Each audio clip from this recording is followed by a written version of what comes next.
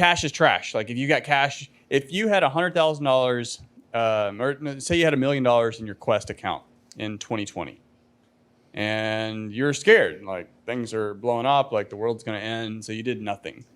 And then 2021, now everything's just too expensive, so you still did nothing. And then here you are in 2022, things are a little cloudy now because now we got a recession coming in, and you're still not doing anything. That $1 million that you had is now worth about $840,000 now, ish.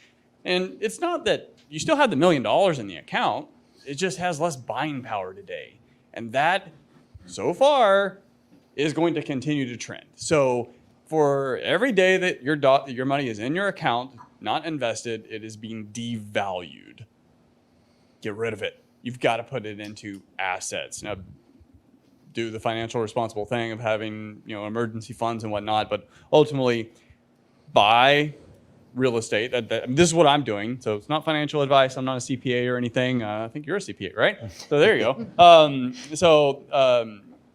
Buy real estate. It is an inflation hedged asset that happens to also provide a strong cash flow. If you buy it right, provide cash flow. You're basically getting someone else to pay off your mortgage while the property goes up in value over time. And you can use accelerated tactics by whether you're going to refinance later on and take the equity to buy multiple properties, or you're going to sell it and basically do the same thing, or 1031 it to not have to pay or defer capital gains, or go into opportunity zones where you can potentially pay no taxes at all.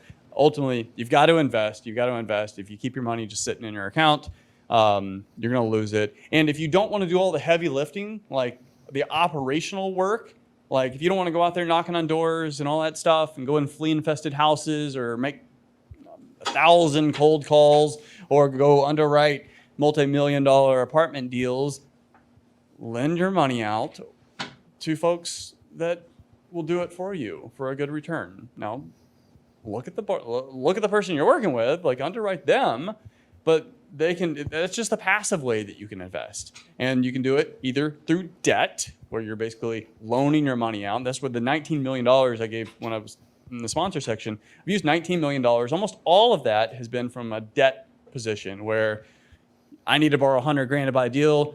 I borrowed it from you, went and bought the deal, fixed it up, sold it for $150,000. I made $50,000. I paid you $100 back plus interest.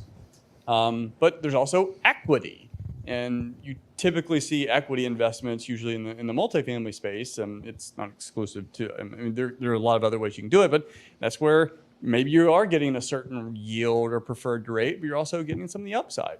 So that way when the property's sold, you get a piece of the profits and you share in that too. So you can do it actively, takes a lot of time, great rewards. But if you're busy, you don't have time for that, or you'd rather just yield someone else's expertise, you can do it passively.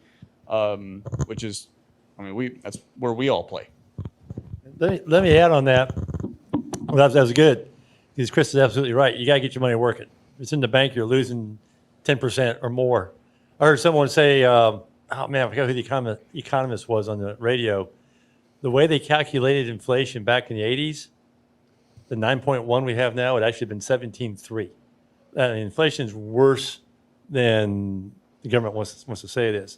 So cash is trash is absolutely right. If you're trying to save your way to retirement, you're backing up. So nothing else, lend it.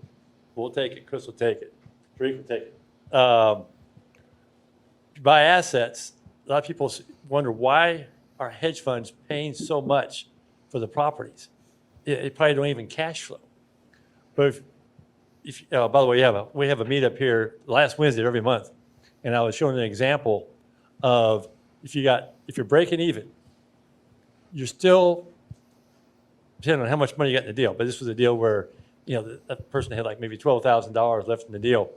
They were still making 38% return on that single family, just between the appreciation at 4% and the principal buy down that the tenant's paying. So you just look at appreciation.